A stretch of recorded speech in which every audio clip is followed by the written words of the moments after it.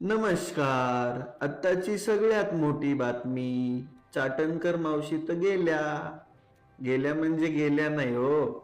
त्यांचा सगळ्यात पहिला महिला आयोगाचा अध्यक्षपदाचा राजीनामा घेतला गेला. त्यानंतर त्यांनी प्रदेशाध्यक्ष पदाचा राजीनामा दिला. आणि आज गंमत काय झाली माहितीये का? या खरात बाबाच्या भिकारचोट प्रकरणामध्ये 8 लोकप्रतिनिधी आणि 3 अधिकाऱ्यांना SITने चौकशीसाठीचं समन्स पाठवलंय आणि चौकशीसाठी हजर राहण्याचे आदेश दिलेले आहेत. त्याच्यामध्ये चाटणकर मावशी सगळ्यात वरती आहेत. आरोप काय आहेत यांच्यावरती?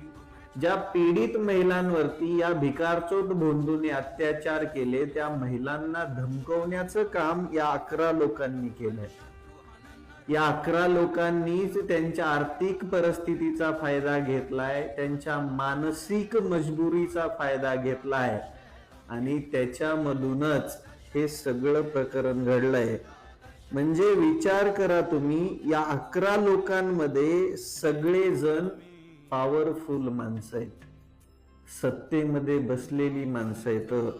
8 लोकप्रतिनिधी आणि 3 अधिकारी म्हणजे राजकारण आणि प्रशासनाचा एक वेगळा मिलाप या प्रकरणामध्ये आहे. SIT तर चौकशी करतच आहेत, परंतु फक्त हे 11 जण नसणार आहेत. एवढे 1,500च्या वर महिला शोषित आहेत. मग किती खोल हे प्रकरण असेल, विचार करायची गोष्ट आहे. पण या चाटणकर बाईला स्वतः बाई असून असले उद्योग करताना लाज कशी वाटली नसल, हा प्रश्न महाराष्ट्राला पडलाय. पण SIT अगदी योग्य रीतीने तपास करत आहे.